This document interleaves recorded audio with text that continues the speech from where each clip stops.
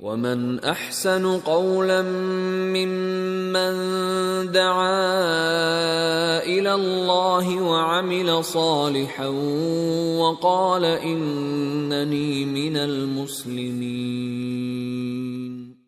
مختصر سی حمد و ثنا کے بعد حاضرین جمعہ، آج کا خطبہ جمعہ گویا ہمارے گزشتہ سے پیوستہ جمعہ کا تتمہ ہے۔ اس سے پہلے جو جمعہ گزرا اور اس سے پہلے ایک جمعہ میں ہم نے ایک بڑے ہی حساس اور دلچسپ ٹاپک پر بات کی تھی۔ ہمارا عنوان تھا جنات کی دنیا۔ موضوع وقت سے پہلے ختم کر دیا گیا کیونکہ وقت زیادہ نہیں تھا، تو بہت ساری باتیں بتانی تھیں۔ اس کے بعد کے جمعہ میں ہم اس کو کنٹینیو کرنا چاہتے تھے، لیکن کسی عذر کی بنا پر کسی اور کو جمعہ کے لیے موقع دینا پڑا۔ بہت سارے ساتھیوں کی خواہش تھی کہ مولانا اس موضوع کو مکمل کریں۔ اسی نیت اور اسی ارادے سے آپ کے سامنے کھڑا ہوں۔ انشاءاللہ میں کوشش کروں گا کہ قرآن و حدیث کی روشنی میں جنات کے جو حقائق ہیں، جنات سے تعلق کچھ باتیں ہیں، آپ کے سامنے رکھوں۔ اللہ تعالیٰ سے میں دعا کرتا ہوں کہ مولا کائنات میری ٹوٹی پھوٹی زبان پر حق باتیں جاری فرمائیں اور ہم تمام کو قرآن اور حدیث کی حق باتوں پر عمل کرنے کی توفیق عطا فرمائیں۔ اگر اس جمعہ کا یعنی اس موضوع کے پہلے ٹاپک میں یا پہلے حصے میں کوئی ساتھی یہاں پر موجود نہیں تھے تو ہمارا جو یوٹیوب چینل ہے اس پر وہ ویڈیو اپلوڈ ہے، آپ اسے دیکھ سکتے ہیں، تاکہ اب آگے جو باتیں آپ کے سامنے رکھی جائیں گی وہ باتیں آپ کے سمجھنے کے لیے آسان ہو جائیں گی۔ محترم حاضرین، ہم نے اس سے پہلے جنات کے تعلق سے کچھ حقائق کو سنا۔ ہم نے سنا کہ جنات کو جنات اس لیے کہا جاتا ہے کیونکہ عربی زبان میں جن پوشیدہ اور چھپی ہوئی چیز کو کہا جاتا ہے، اور جنات چونکہ ہماری نگاہوں سے چھپے ہوئے ہیں، ہم انہیں دیکھ نہیں سکتے، اسی لیے جنات کو بھی جنات کہا جاتا ہے۔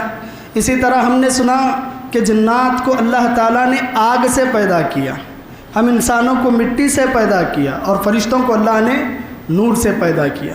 اور جنات کے پیدا کیے جانے کا مقصد وہی مقصد جو ہم کو پیدا کرنے کا ہے، اللہ کی عبادت ہے۔ اور اللہ تعالیٰ نے جنات کو ہم سے کئی ہزار سال پہلے پیدا کیا۔ جنات کے اندر نر اور مادہ بھی ہوتے ہیں، میل اور فیمیل بھی ہوتے ہیں۔ جنات آپس میں نکاح بھی کرتے ہیں، ان کے بچے بھی ہوتے ہیں۔ اور ایک حقیقت سے انکشاف کیا گیا کہ انسانوں اور جنات میں نکاح بھی ہوتے ہیں۔ شیخ الاسلام امام ابن تیمیہ رحمہ اللہ فرماتے ہیں کہ کبھی کبھی جنات انسانوں سے نکاح کرتے ہیں اور ان کی اولاد بھی ہوتی ہے، حالانکہ یہ صحیح نہیں ہے، یہ حرام ہے۔ کوئی انسان جن سے نکاح کرے حرام ہے، کوئی جن انسان اور یعنی انسانوں میں سے کسی عورت سے نکاح کرے یہ بھی حرام ہے۔ اسی طرح ہم نے سنا کہ جنات کے مختلف ٹھکانے ہیں۔ عام طور پر جنات زمین پر رہنے والی مخلوق ہے، لیکن ان کے کچھ پسندیدہ جگہیں ہیں۔ ان میں سے جو پاک صاف ہیں، نیک ہیں، ان کے رہنے کے لیے کچھ لوگ اپنی جگہ کے لیے اچھی جگہ منتخب کرتے ہیں، اور ان میں سے جو گندے ہیں ان کی جگہ رہنے کی مختلف ہے۔ مثلا پاک جن مساجد کے اندر، بیت اللہ، ایسے گھر جہاں پر کتاب و سنت کی پابندی ہوتی ہو وہاں پر رہنا پسند کرتے ہیں، لیکن گھروں والوں کو تکلیف نہیں دیتے۔ لیکن جو خبیث اور گندے قسم کے جن ہوتے ہیں، عام طور پر وہ جنات گندگی کی جگہ، کوڑا کرکٹ پھینکنے کی جگہ، اور اسی طرح حمامات ہیں، بیت الخلاء ہیں، ایسے جگہ رہتے ہیں۔ اور یہ بھی بتایا گیا حدیث کی روشنی میں، غالباً ترمذی کی حدیث تھی، بتایا گیا کہ جنات کو بازار بہت پسند ہیں، جنات کو بازار بہت پسند ہیں۔ اسی لیے اللہ کے نبی صلی اللہ علیہ وسلم نے اپنے ایک صحابی کو نصیحت کرتے ہوئے فرمایا تھا کہ جب بھی کسی غرض سے تم بازار جاؤ تو کوشش کرنا کہ سب سے پہلے بازار میں داخل نہ ہونا، ابھی لوگ وہاں پر پہنچے نہیں ہیں، اس سے پہلے تم داخل نہ ہو جانا، اور کوشش کرنا جب تم باہر نکلو تو جب کچھ لوگ باقی ہوں بازار میں اسی وقت بازار سے نکل جانا۔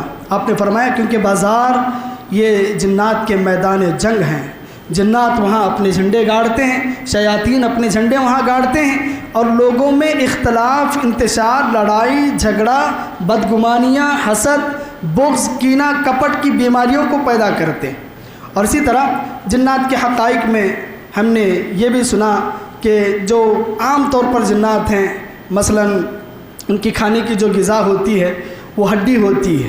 پیارے نبی صلی اللہ علیہ وسلم نے فرمایا جنات کی غذا ہڈی ہے، اور اسی طرح جنات کے جانوروں کی غذا جو ہے وہ حلال جانور، پاک جانور کا گوبر اور منگنیاں ہے، اور اسی لیے اللہ کے نبی صلی اللہ علیہ وسلم نے مجھے اور آپ کو، امت مسلمہ کو، ہڈی اور گوبر سے استنجا کرنے سے منع کیا۔ اسی طرح جنات کے حقائق میں ہم نے بہت ساری چیزیں جانی ہیں، انشاءاللہ اس کے بعد کی جو چیزیں ہیں آپ کے سامنے رکھی جائیں گی۔ جنات کے تعلق سے ایک بات یہ بھی سمجھ لیں کہ جنات بھی شریعت کے مکلف ہیں، جس طرح میں اور آپ شریعت کے مکلف ہیں، شریعت کی پابندی ہمارے لیے ضروری ہے، 5 وقتہ نماز میرے اور آپ پر واجب ہے، اسی طرح جنات پر بھی نماز واجب ہے، جنات پر بھی روزے واجب ہیں۔ جو چیزیں شریعت نے میرے اور آپ پر واجب کی ہیں ان پر بھی واجب کی ہیں، ہو سکتا ہے شکلیں کچھ مختلف ہوں۔ جنات کے لیے جس طرح پیارے نبی صلی اللہ علیہ وسلم میرے اور آپ کے لیے نبی بن کر کے آئے، اسی طرح جنات کے لیے بھی آپ نبی ہیں۔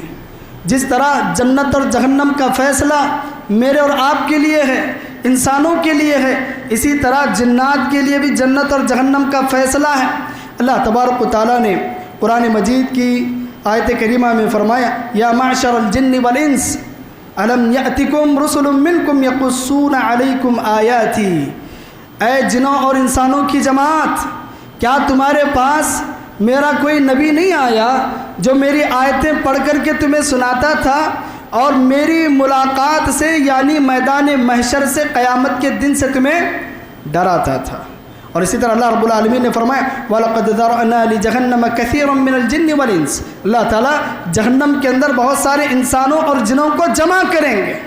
اس سے کیا مراد ہے؟ اس سے کیا بات سمجھ آتی ہے؟ اس سے یہ بات سمجھ آتی ہے کہ جس طرح انسان شریعت کا مکلف ہے، اسلام کا پابند ہے، انسان آزاد نہیں ہے کہ جیسے چاہے ویسی زندگی گزارے، ٹھیک اسی طرح جنات کو بھی یہ اجازت نہیں ہے کہ اپنے من کی وانی سنے اور اپنے من میں جیسے آئے ویسے کرے، شریعت کی اس پر پابندی نہیں، ایسا نہیں ہے۔ اور اسی طرح جنات ایک دوسرے کو دین کی دعوت بھی دیتے ہیں، جس طرح انسانوں میں کچھ انسانوں کو اللہ نے مخصوص کیا ہے، علماء بنایا ہے، مبلغین ہیں، داعی ہیں، ایک دوسرے کی اصلاح کرنے والے ہیں، اسی طرح جنات کے اندر بھی ایک دوسرے کی اصلاح کرنے والے ہیں۔ اللہ رب العالمین نے اس کا تذکرہ کرتے ہوئے فرمایا وَإِذْ صَرَفْنَا إِلَيْكَ نَفَرًا مِّنَ الْجِنِّ يَسْتَمِعُونَ الْقُرْآنَ فَلَمَّا حَضَرُوهُ قَالُوا أَنصِتُوا، فرمایا نبی صلی اللہ علیہ وسلم یاد کیجئے جب ہم نے جنات کی ایک جماعت کو آپ کے پاس قرآن سننے کے لیے بھیجا، جب وہ آپ کے پاس پہنچے فلما حضروه قالوا انصتوا، جب وہ آپ کے پاس پہنچے آپس میں ایک دوسرے سے کہتے ہیں خاموش ہو جاؤ، اور نبی صلی اللہ علیہ وسلم جو قرآن کی تلاوت کر رہے ہیں اس تلاوت کو سنو۔ آگے فرمایا فلما قضی ولوا الى قومهم منذرین، فرمایا جب قرآن وہ سن چکے، قرآن کی تعلیمات کو انہوں نے حاصل کیا، اب اپنی قوم کی طرف کیسے جاتے ہیں؟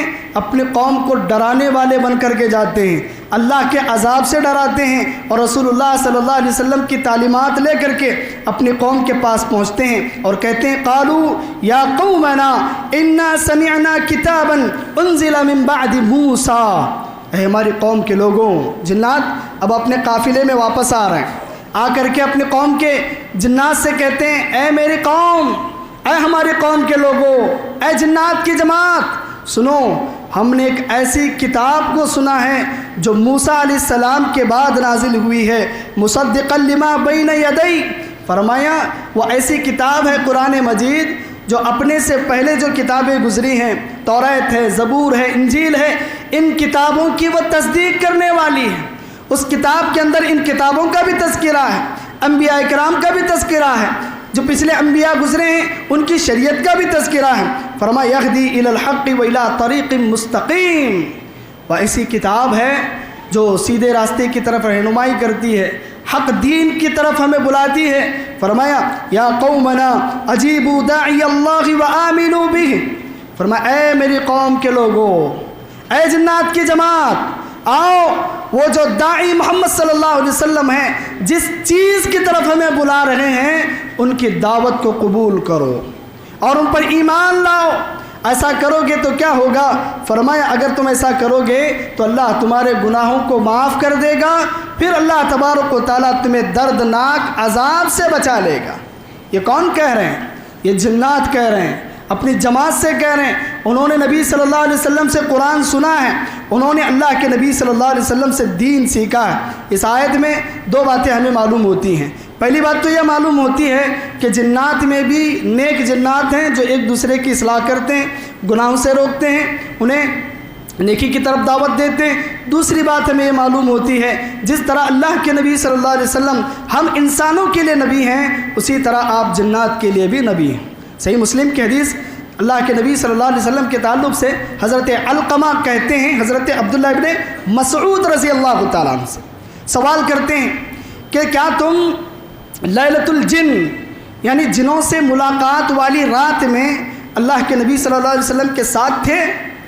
حضرت عبداللہ ابن مسعود کہتے ہیں کہ اس دن اللہ کے نبی صلی اللہ علیہ وسلم کے ساتھ تو ہم نہیں تھے، لیکن ہاں ہوا یوں کہ اللہ کے نبی صلی اللہ علیہ وسلم مکہ میں ہمارے ساتھ بیٹھے ہوئے تھے، رات کا وقت تھا، اللہ کے نبی صلی اللہ علیہ وسلم اٹھ کر کے چلے گئے۔ ہم نے سمجھا آپ قضاء حاجت کے لیے گئے ہوں، کسی ضرورت کے لیے گئے ہوں۔ ہم نے دیکھا کہ بہت دیر ہو گئی اللہ کے نبی صلی اللہ علیہ وسلم نہیں آئے، ہم بڑے پریشان ہو گئے، ہم بڑی تکلیف میں مبتلا ہو گئے، ادھر ادھر اللہ کے نبی صلی اللہ علیہ وسلم کو ہم ڈھونڈ رہے ہیں۔ ہمیں خوف لاحق ہوا کہ کہیں دشمنوں نے نعوذ باللہ اللہ کے نبی صلی اللہ علیہ وسلم کا قتل تو نہیں کر دیا، یا آپ صلی اللہ علیہ وسلم کو اغوا تو نہیں کر لیا گیا۔ اور حضرت عبداللہ ابن مسعود کہتے ہیں کہ وہ رات ہماری زندگی کی بڑی دشوار رات تھی، ہم بڑے پریشان تھے، اللہ کے نبی اچانک کہاں چلے گئے۔ پھر عبداللہ ابن مسعود کہتے ہیں کہ جب صبح ہوئی تو ہم نے دیکھا کہ پیارے نبی صلی اللہ علیہ وسلم غار حرا کی اس پہاڑی سے نیچے تشریف لا رہے ہیں۔ ہم دوڑتے ہوئے اللہ کے نبی صلی اللہ علیہ وسلم کے پاس پہنچے اور کہا یا رسول اللہ صلی اللہ علیہ وسلم آپ کہاں چلے گئے تھے؟ ہم پریشان ہو گئے تھے۔ پیارے نبی صلی اللہ علیہ وسلم نے فرمایا کہ جنوں کی ایک جماعت میرے پاس آئی اور انہوں نے مجھے اپنے ساتھ اپنے قبیلے میں لے گئے۔ میں قبیلے میں پہنچا، میں نے جنوں کو توحید کی دعوت دی، اسلام کی دعوت دی، اور میں نے انہیں قرآن مجید پڑھ کر کے سنایا۔ اللہ کے نبی صلی اللہ علیہ وسلم غار حرا کے اس مقام پر صحابہ اکرام کو لے جاتے ہیں۔ حضرت عبداللہ ابن مسعود کہتے ہیں ہم نے اپنی آنکھوں سے جنات کے نشانات دیکھے، وہ آگ جسے جنات نے جلائی تھی اس آگ کو بھی ہم نے دیکھا۔ اس کے بعد پیارے نبی صلی اللہ علیہ وسلم فرماتے ہیں میں نے جنات کو قرآن مجید سنایا اور قرآن مجید میں سورۃ الرحمن کی میں نے تلاوت کی۔ صحابہ اکرام سے پیارے نبی کہتے ہیں ساتھیوں جنات نے تم سے بہترین جواب دیا، کہا جب میں اس آیت پر پہنچتا فَبِأَيِّ آلَاءِ رَبِّكُمَا تُكَذِّبَانِ، اے جنوں اور انسانوں کی جماعت تم اللہ کی کن نعمتوں کو جھٹلاؤ گے۔ جب بھی میں اس آیت پر پہنچتا تو جنات جواب میں کہتے وَلَا بِشَيْءٍ مِّن نِعْمِكَ رَبَّنَا نُكَذِّبُ فَلَكَ الْحَمْدُ، کہتے تھے اے اللہ ہم تیری کسی بھی نعمت کو جھٹلاتے نہیں ہیں، ہمارے اندر یہ طاقت اور سکت نہیں ہے کہ ہم تیری نعمتوں کو جھٹلائیں، ہم تیری کسی نعمت کو نہیں جھٹلاتے بلکہ تمام تعریفیں تیری ہیں۔ یہ جنات کا جواب تھا۔ اس کے علاوہ بھی صحیح بخاری کی روایت ہے کہ اللہ کے نبی صلی اللہ علیہ وسلم فرماتے ہیں نصیبین علاقے کے کچھ جن میرے پاس آئے، احادیث کا مطالعہ کریں گے تو پتہ چلتا ہے کہ اس کے اندر 12 جنوں کا تذکرہ ہے، کسی حدیث میں 14 جنوں کا تذکرہ ہے اور کسی میں 12,000 جنوں کا تذکرہ ہے۔ تو میرے کیف ایک قافلہ جنوں کا اللہ کے نبی صلی اللہ علیہ وسلم کے پاس آیا، اس نے اللہ کے نبی صلی اللہ علیہ وسلم سے ملاقات کی۔ پیارے نبی صلی اللہ علیہ وسلم نے ان جنوں کی تعریف صحابہ کرام کے سامنے کی، کہا کہ بہت ہی بہترین قسم کے جن تھے، وہ بڑے اچھے اخلاق والے جن تھے، اور فرمایا اللہ کے نبی صلی اللہ علیہ وسلم انہوں نے اپنی غذا کے تعلق سے مجھ سے سوال کیا ہماری غذا کیا ہوگی، تو میں نے اللہ سے دعا کی کہ اللہ تبارک و تعالی ہر حلال جانور کی ہڈی جنوں کے لیے غذا بنا دے۔ جیسے ہی وہ ہڈی انہیں نظر آئے گی اللہ تبارک و تعالیٰ کی جانب سے اس ہڈی پر گوشت آ جائے گا۔ ہم ہڈی کھاتے ہیں، گوشت پر ہڈی پر لگا ہوا گوشت ہم کھاتے ہیں، ثابت ہڈی ہم پھینک دیتے ہیں، لیکن جب اس پر جنوں کی نظر پڑتی ہے اللہ تبارک و تعالیٰ اس پر گوشت چڑھا دیتا ہے اور وہ جنوں کی غذا بن جاتی ہے۔ اور میں نے اللہ سے دعا کی کہ حلال اور پاک جانوروں کا گوبر اور مینگنیاں یہ ان کے جانوروں کے لیے غذا بن جائے، ان کے جانوروں کے چارہ بن جائے۔ تو اس طرح ایک دو مرتبہ نہیں بلکہ کئی مرتبہ جنوں کے قافلے اللہ کے نبی صلی اللہ علیہ وسلم کے پاس آئے اور انہوں نے دین سیکھا۔ اور آج بھی دینی مجالس جہاں کہیں لگتی ہیں، ہو سکتا ہے کہ اللہ تبارک و تعالیٰ کی وہ مخلوق شریک ہوتی ہو۔ کئی سارے مدارس سے یہ خبریں ہمیں پہنچی ہیں، معلوم ہے کہ باقاعدہ جن وہاں پر تعلیم بھی حاصل کرتے ہیں، کبھی شکل بدل کر کے آتے ہیں تو کبھی غائب ہو کر کے مجلس میں کلاس میں شریک ہو جاتے ہیں۔ اس میں ڈرنے اور گھبرانے کی بات نہیں ہے، وہ بھی ایک مخلوق ہے جس طرح ہم مخلوق ہیں۔ تو اس طرح اللہ کے نبی صلی اللہ علیہ وسلم کے پاس جنات آ کر کے دین کو سیکھا کرتے تھے۔ پتہ چلا کہ جس طرح ہم انسان شریعت کے مکلف اور پابند ہیں، جنات بھی شریعت کے مکلف اور پابند ہیں۔ اسی طرح جنات کو اللہ تبارک و تعالیٰ نے بڑی طاقت اور قوت سے نوازا، بڑی طاقت۔ انسانوں کے مقابلے میں اللہ نے بے شمار طاقت سے انہیں نوازا۔ جنات میں اتنی طاقت ہوتی ہے کہ بڑی سے بڑی اور وزنی سے وزنی چیز کو بڑی آسانی کے ساتھ اٹھا لیتے ہیں، اور ہفتوں اور مہینوں کے سفر کو منٹوں اور سیکنڈوں میں طے کر لیتے ہیں۔ اب اس بات کا علم مجھے اور آپ کو حضرت سلیمان علیہ السلام کے واقعے سے ہوتا۔ حضرت سلیمان علیہ السلام بڑے جلیل القدر نبی ہیں، جانتے ہیں آپ ان کے تعلق سے اللہ تعالیٰ نے بڑی حکومت سے، بڑی سلطنت سے نوازا تھا۔ حضرت سلیمان علیہ السلام کی حکومت جنات پر، انسانوں پر، ہواؤں پر، چرند پرند، پانی، ہر چیز پر اللہ نے ان کو حکومت دی تھی، ہر کسی کو وہ حکم کر سکتے تھے۔ ایک مرتبہ سلیمان علیہ السلام نے اپنی فوج کو جمع کیا جس میں انسان جن سب شریک تھے۔ ہدہد پرندہ نہیں تھا۔ سلیمان علیہ السلام نے پوچھا ہدہد کہاں ہے؟ ہدہد غائب تھا۔ تھوڑی دیر کے بعد ہدہد پہنچا، اور ہدہد کا کام کیا تھا؟ ہدہد پرندہ آپ نے دیکھا ہوگا، ایک چھوٹا سا پرندہ ہوتا ہے، وہ پہنچا اور اس کا کام ہی خبر لانا تھا، وہ خبری تھا۔ سلیمان علیہ السلام کی خدمت میں پہنچا اور کہا کہ اے سلیمان، میں ایک ایسی خبر لے کر کے آیا ہوں جسے آپ سنیں گے تو بے چین ہو جائیں گے۔ کہا کیا خبر ہے؟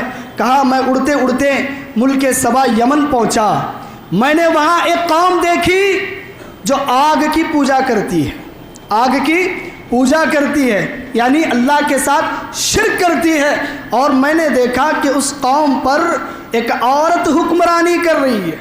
اب سلیمان علیہ السلام کے سامنے جب یہ بات رکھی گئی، سلیمان علیہ السلام غضبناک ہوتے ہیں، غصہ ہوتے ہیں۔ سلیمان علیہ السلام جنوں کی جماعت سے مخاطب ہو کر کے کہتے ہیں، کیا کہتے ہیں؟ قال یا ایھا الملأ ایکم یأتینی بعرشها قبل ان یأتوا مسلمین۔ کہا اے میرے جنوں کی جماعت، اے جنوں کے سرداروں، تم میں سے کون ہے جو اس ملکہ کے تخت کو میرے سامنے لے کر آئے اس سے پہلے کہ وہ ملکہ، اس کی قوم ایمان قبول کر کے میرے پاس آ جائے؟ اس سے پہلے اس کا تخت لانا ہے۔ کون لائے گا؟ جنوں میں سے قوی ہیکل جن جو بہت زیادہ طاقتور تھا، وہ جن کہنے لگا قال عفریت من الجن انا آتیک بہ قبل ان تقوم من مکانک۔ اے سلیمان علیہ السلام، اگر آپ مجھے اجازت دیں، ایک بڑا طاقتور جن ہے، وہ کہتا ہے اے سلیمان علیہ السلام، اگر آپ مجھے اجازت دیں تو آپ کے اس جگہ سے اٹھنے سے پہلے وہ تخت لا کر کے آپ کے قدموں میں رکھ دوں گا۔ کتنی طاقت ہوگی اس کے پاس، اور کتنی تیز رفتاری ہوگی اس کے پاس۔ آپ کی یہ مجلس برخاست ہو، آپ اٹھ کر کے چلے جائیں، اس سے پہلے وہ تخت لا کر کے رکھوں گا۔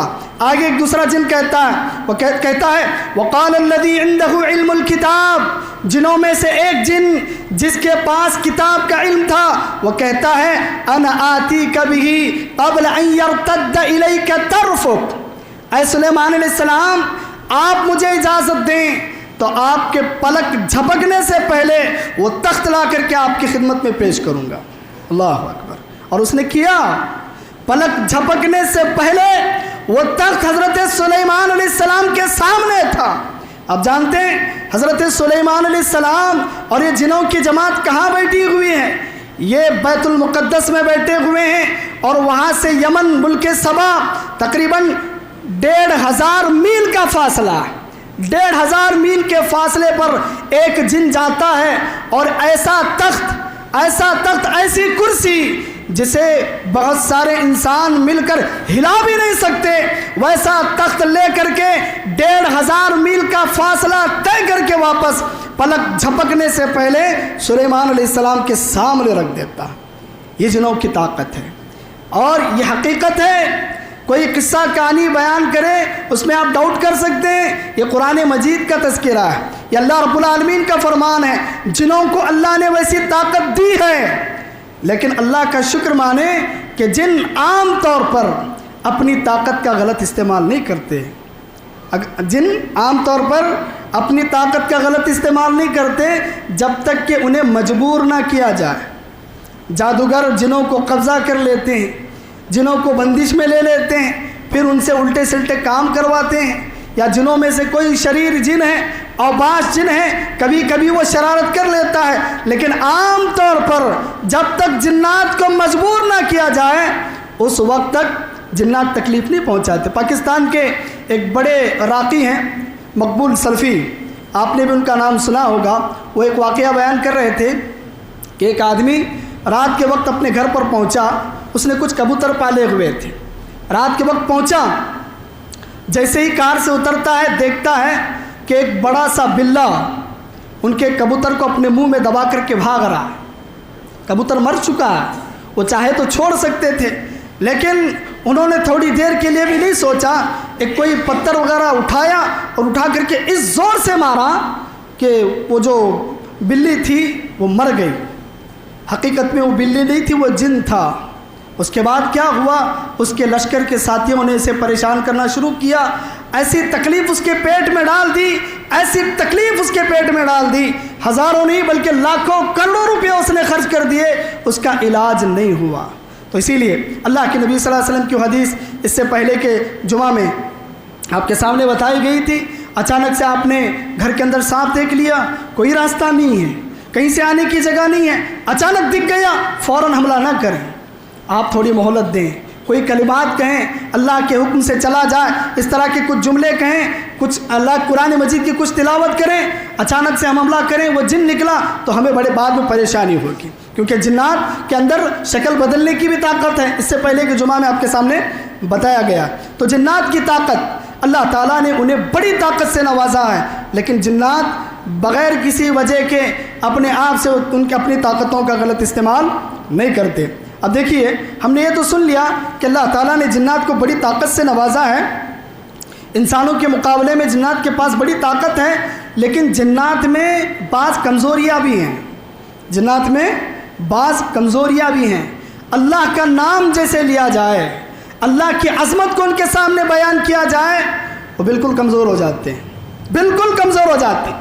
جیسا کہ ایک حدیث اس سے پہلے کے جمعہ میں آپ کے سامنے بیان کی گئی تھی، حضرت ابو امامہ باہلی رضی اللہ تعالیٰ پیارے نبی صلی اللہ علیہ وسلم کے ساتھ سواری پر تھے، آپ صلی اللہ علیہ وسلم، اور وہ اونٹ پر سوار ہو کر کے جا رہے ہیں، اونٹ کا پیر پھسلا، اونٹ گرنے والا تھا، پھر سیدھا ہو گیا، تو پیچھے بیٹھے ہوئے صحابی نے کہا شیطان پر لعنت ہو، اس نے ہمیں گرانے کی کوشش کی۔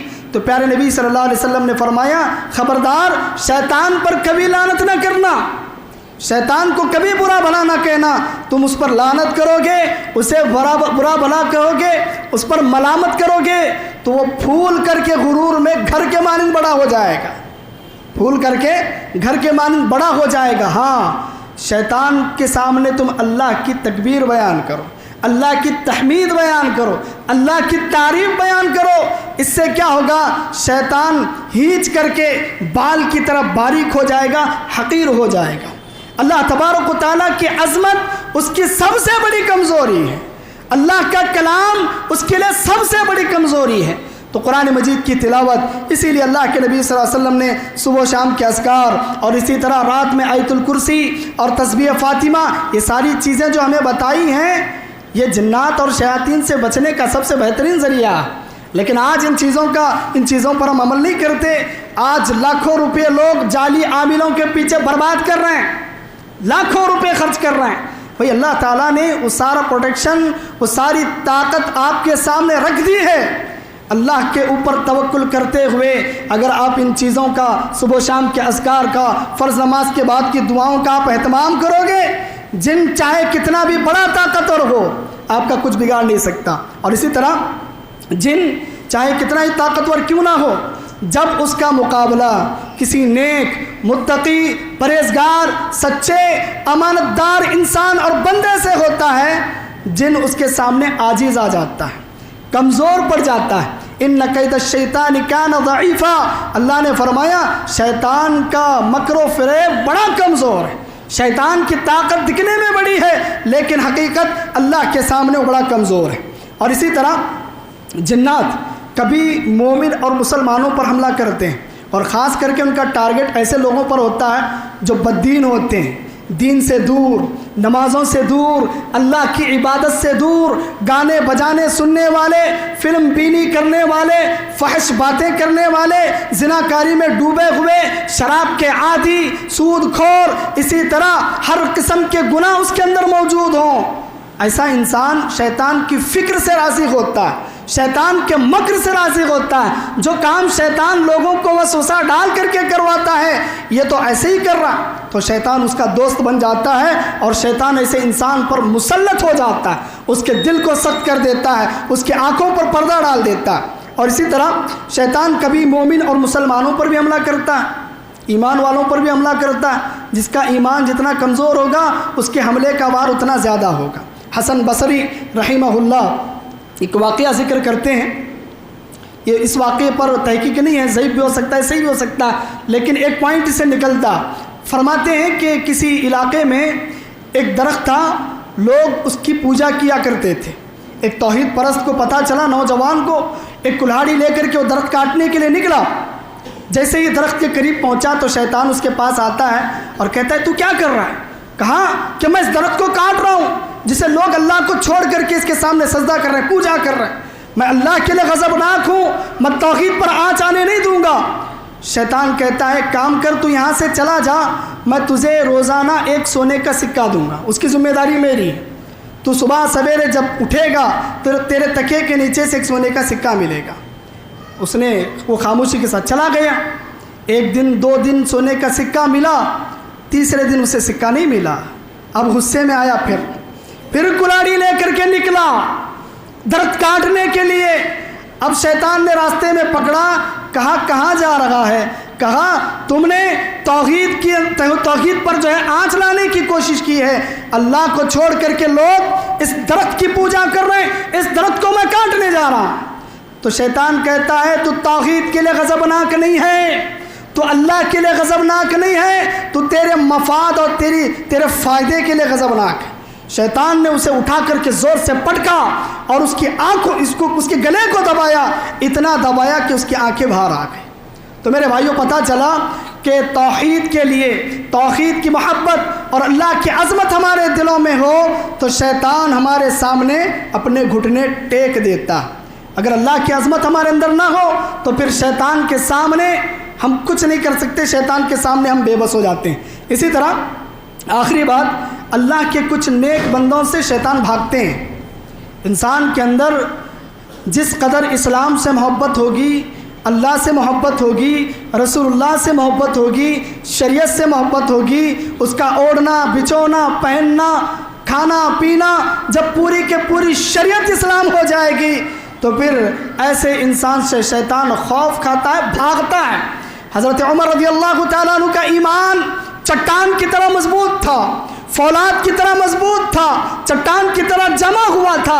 اسی لیے پیارے نبی صلی اللہ علیہ وسلم نے فرمایا تھا عمر جس گلی سے گزرتا ہو شیطان اس گلی سے گزرنے کی جرأت تک نہیں کرتا، شیطان اس گلی سے بھاگ جاتا ہے جس گلی سے عمر کا گزر ہوتا ہے۔ کیوں بھائی؟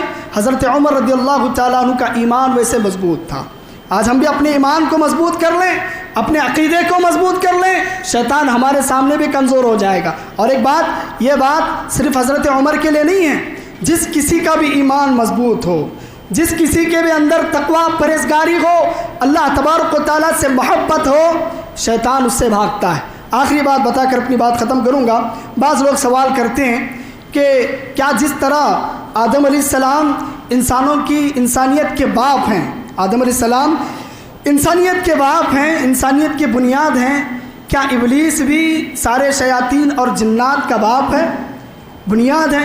دیکھیے اس سلسلے میں کوئی صریح دلیل ہمارے پاس موجود نہیں ہے کہ شیطان ابلیس جس کا تذکرہ اللہ نے قرآن میں کیا ہے وہ تمام جنات کا جو ہے باپ ہے، ان کی بنیاد ہے، لیکن وہ جنوں میں سے تھا۔ اللہ رب العالمین نے فرمایا کان من الجن، ابلیس یہ جنوں میں سے تھا۔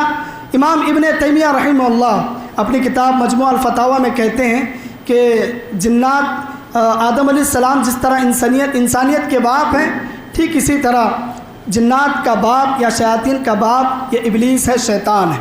یہ ان کی رائے ہے، ہو سکتا ہے درست بھی ہو، اور اگر اس کو صحیح مان لیا جائے تو ایک شبہ یہاں پر آتا ہے کہ ابلیس نے آدم علیہ السلام کو جو سجدہ کرنے سے انکار کیا تھا، ہو سکتا ہے اس کی وجہ یہی ہو کہ جس طرح اے آدم تو ایک مخلوق کا باپ ہے، اسی طرح میں بھی ایک مخلوق کا باپ ہوں۔ جس طرح تو ایک مخلوق کا باپ ہے اور تو کمزور ہے، تجھے اللہ نے مٹی سے پیدا کیا ہے اور مجھے آگ سے پیدا کیا، اور میں اس آگ سے پیدا کی گئی مخلوق کا سردار ہوں، تو میں تیرے سامنے کیسے سجدہ کروں؟ ہو سکتا ہے یہ شبہ اور یہی وجہ اس کی تکبر اور غرور کی بنی ہو۔ تو یہ ساری چیزیں، اس کے لیے بہت سارے دلائل سامنے رکھے جائیں تو بات واضح ہو سکتی ہے، لیکن واللہ عالم جتنا ہمارے پاس علم تھا اتنا آپ کے سامنے بتایا گیا۔ یہ جنات کی مختصر حقائق تھے۔ انشاءاللہ اگلے آنے والے خطبات میں آپ کے سامنے کس طرح جادوگر جنات کا جو ہے استعمال کرتے ہیں، یا کس طرح جادو لوگوں پر کیا جاتا ہے اور اس سے بچنے کے اسباب کیا ہیں، کیونکہ ایک بڑی تعداد آج جادو کے مرض میں مبتلا ہے۔ کیونکہ آپ بندوق لے کر کے کسی پر وار کریں گے، یا آمنے سامنے کا وار ہے آپ پکڑے جاؤ گے، تلوار لے کر کے کسی پر آپ وار کرو گے آپ پکڑے جاؤ گے، لیکن جادو ایک ایسی چیز ہے جسے آج کی حکومت بھی اگر پوچھ لے کہ تو کہہ رہا ہے فلاں نے تیرے پر جادو کیا ہے تو دلیل بتا، تو آپ کیا دلیل بتاؤ گے؟ یہ ایسا وار ہے جو بالکل پردے میں بیٹھ کر کے کیا جاتا ہے جادو۔ اس کی حقیقت کیا ہے؟ جادو اگر حرام ہے تو اللہ نے جادو کو مشروع کیوں کیا؟ جادو کو اللہ رب العالمین نے شیطانوں کو جادو کرنے کی اجازت کیوں دی؟ یہ سارے بہت سارے ڈاؤٹس ہمارے ذہن میں پیدا ہوتے ہیں۔ انشاءاللہ آنے والے خطبات میں آپ کے سامنے وہ ساری باتیں رکھنے کی کوشش کی جائے گی۔ آپ سے گزارش یہ ہے کہ آپ وقت سے پہلے جمعہ کے لیے پہنچیں، تاکہ جو خطبہ آپ کے سامنے دیا جاتا ہے، جو باتیں آپ کے سامنے رکھی جاتی ہیں، شروع سے آخر تک وہ باتیں آپ سنیں گے تو آپ کے پاس ایک علم آئے گا۔ اگر آپ بالکل آخر میں آئیں گے تو وہ ساری باتیں آپ کے لیے دماغ کو تکلیف دینے والی ہوں گی، آپ کو اس سے فائدہ کچھ نہیں ہوگا۔ اللہ تعالیٰ سے دعا ہے کہ اللہ تبارک و تعالیٰ مجھے اور آپ کو شریعت کی پابندی کرنے والا بنائیں۔ اللہ رب العالمین مجھے اور آپ کو اور دنیا کے تمام مسلمانوں کو شریر جنات کے شر سے محفوظ رکھیں۔ اللہ رب العالمین مجھے اور آپ کو اپنے ایمان، اپنے عقیدے، اپنے توحید کو مضبوط بنانے کی توفیق عطا فرمائے۔ آمین۔ وآخر دعوانا ان الحمد للہ رب العالمین۔